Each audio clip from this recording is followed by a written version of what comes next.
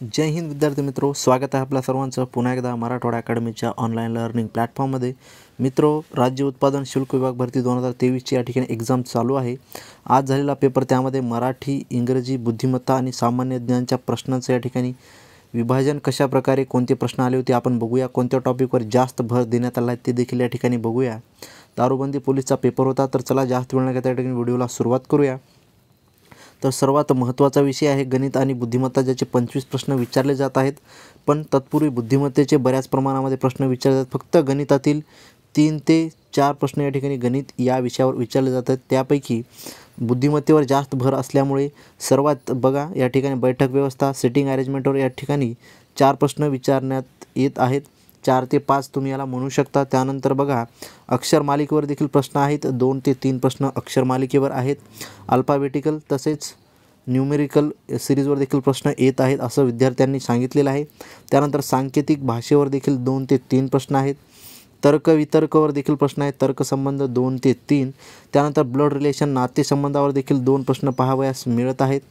त्यानंतर रांगेवरील देखील प्रश्न आहेत 2, म्हणजे रांगेतील क्रम ओळखायचा असतो, किंवा सिटिंग अरेंजमेंट जे सर्कल असतं त्यामध्येच लायनर देखील असतात, त्यावर देखील 2 प्रश्न येत आहेत। तर हे महत्त्वाचे टॉपिक आहेत, तुम्ही याचा स्क्रीनशॉट घेऊ शकता आणि एवढंच करून गेला तरी तुम्हाला मॅक्झिमम मार्क येणाऱ्या परीक्षेमध्ये मिळवू शकतात। तर पुढे बघूया। त्यानंतर बघा पुढील विषय आहे इंग्रजी। ज्याप्रमाणे मराठी महत्त्वाचे त्याप्रमाणे इंग्रजी देखील खूप महत्त्वाचं आहे। सर्व परीक्षेमध्ये या ठिकाणी TCSच्या या ठिकाणी 3 ते 4 प्रश्न अँटोनिम्स आणि सिनोनिम यावर 3 ते 4 प्रश्न येत आहेत। त्यानंतर एक पॅसेज येत आहे तुम्हाला पॅरेग्राफ, त्यावर देखील 5 प्रश्न येत आहेत। तो देखील खूप महत्त्वाचा आहे। तुम्ही जर पॅसेजची व्यवस्थित प्रॅक्टिस केला तर तुम्हाला निश्चितच 5 पैकी 5 मार्क मिळू शकता। त्यानंतर सर्वात महत्त्वाचा आणि सोपा टॉपिक म्हणजे आर्टिकल, जे की तुमच्या हातात त्याचे मार्क असतात। 3 ते 4 प्रश्न आर्टिकलवर देखील पाहायला मिळत आहेत। त्यानंतर मोस्ट इम्पॉर्टंट आहे बघा फिल इन द ब्लँक्स। तुम्ही याला स्टार पॉईंट देखील करू शकता। तुम्हाला या ठिकाणी फिल इन द ब्लँकसाठी 6 प्रश्न विचारले जात आहेत। रिकाम्या जागेमध्ये तुम्हाला योग्य या ठिकाणी अक्षर फिलअप करायचे असतात आणि ओळखायचे असतात, आणि सेंटेन्स देखील तुम्हाला दिलेलं असतं। सेंटेन्स देखील तुम्हाला पूर्ण करायचं असतं। त्यावर एकंदरीत 6 प्रश्न विचारले जात आहेत। त्यानंतर स्पेलिंग करेक्शनवर देखील प्रश्न आहेत। यामध्ये काही वाक्यामध्ये स्पेलिंग मिस्टेक असतील किंवा कोणता शब्द योग्यरित्या इंग्लिशमध्ये लिहिलेला आहे ते आपल्याला ओळखायचं आहे, त्यावर देखील 3 ते 4 प्रश्न येत आहेत। तर हे मोस्ट टॉपिक आहेत, हे तुम्ही करून जाणं गरजेचं आहे, जेणेकरून तुम्हाला येणाऱ्या परीक्षेमध्ये तुम्हाला याचा जास्तीत जास्त फायदा व्हावा। त्यानंतर आपल्या सर्वांचा आवडीचा विषय म्हणजे असणार आहे मराठी। मराठीमध्ये बघा जलसंपदा विभागाच्या भरतीमध्ये अलंकार, समास यावर प्रश्न नव्हते, पण या परीक्षेमध्ये अलंकारावर देखील प्रश्न आहेत। त्यानंतर समासवर एकंदरीत 4 ते 5 प्रश्न तुम्हाला समास या एकाच टॉपिकवर पाहावयास मिळत आहेत।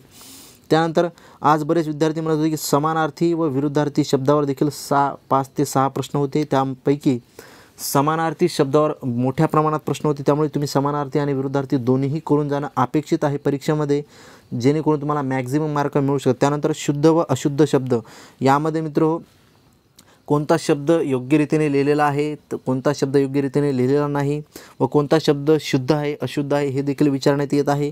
त्यामुळे हे देखील तुम्ही एकदा फास्टमध्ये रिव्हिजन करून एकदा गो थ्रू करा, म्हणजे येणाऱ्या परीक्षेमध्ये तुमचा याचा देखील खूप मोठ्या प्रमाणात फायदा होणार आहे। त्यानंतर बघा इतरमध्ये जो की GS विषय आहे, खूप याचा मोठा स्लॅबस असल्यामुळे आपण महत्त्वाचे टॉपिक यामध्ये इन्क्लूड केलेले आहेत। त्यापैकी बघा चालू घडामोडीचे खूप प्रश्न येत आहेत।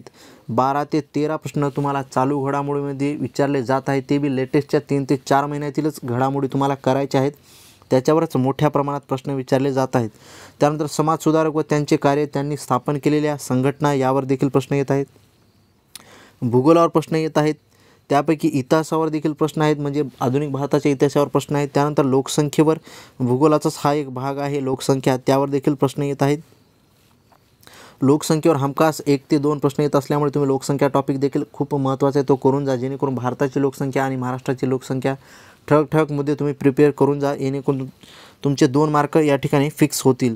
त्यानंतर बघा पेपर साधारण अवघड येत आहे असं विद्यार्थी म्हणत आहेत, तर पेपरची डिफिकल्टी लेवल थोडंसं हाय आहे, तेवढा बी काही नाही। मॉडरेट, काही जण मॉडरेट म्हणत होते, काही जण हार्ड म्हणत होते, पण इझी आतापर्यंत कोणीही म्हटलेलं नाही पेपरला, त्यामुळे थोडेसे टफ क्वेश्चन येत आहेत, तुम्ही ते देखील टॅकल करणं अपेक्षित आहे. त्यानंतर वेळ कमी पडत आहे. बऱ्याच विद्यार्थी म्हणत आहेत की वेळ कमी पडत आहे. एवढा वेळ असून देखील वेळ कमी पडत आहे, त्यामुळे पेपर थोडा लेंथी आहे. तुम्ही जास्तीत जास्त प्रश्न फास्टमध्ये सोडण्याचा प्रयत्न करा, जेणेकरून तुमचा संपूर्ण पेपर कवर होईल. त्यानंतर प्रत्येक शिफ्टला बघा प्रश्न चेंज होत आहेत, म्हणजे प्रत्येक टॉपिकवर ॲज इट इज प्रश्न येत नाहीत. कोण्या टॉपिकवर समास विचारला असेल तर पुढच्या परीक्षेमध्ये म्हणजे पुढच्या शिफ्टला अलंकारावर जास्त प्रश्न आहेत. जर या शिफ्टला अलंकारावर असतील त्याच्या अगोदरच्या शिफ्टला विरुद्धार्थी व समानार्थी शब्द जास्त विचारत आहेत. त्यामुळे पेपर एकंदरीत फिरवून विचारत आहेत. त्यामुळे तुम्ही सगळ्या गोष्टी अगदी व्यवस्थितपणे करून जाणं अपेक्षित आहे, जेणेकरून तुम्हाला मॅक्झिमम मार्क मिळवता येतील. तर या ठिकाणी आपण थांबूया. हे होतं एकंदरीत एक शॉर्टमध्ये विश्लेषण. तुमचा जास्त वेळ मी या ठिकाणी घेणार नाही. आणि तुम्हाला जर काही महत्त्वाचे घडामोडी आणि विविध विषयाच्या नोट्स हव्या असतील तर तुम्ही खाली दिलेल्या डिस्क्रिप्शन बॉक्समधल्या लिंकवर क्लिक करून टेलिग्राममध्ये जाऊन त्या ठिकाणी तुम्ही तो PDF मोफतमध्ये मिळवू शकता. तर आपण या ठिकाणी थांबूया. भेटूया पुढच्या व्हिडिओमध्ये. तोपर्यंत फक्त आणि फक्त अभ्यास करत राहा. जय हिंद, वंदे मातरम.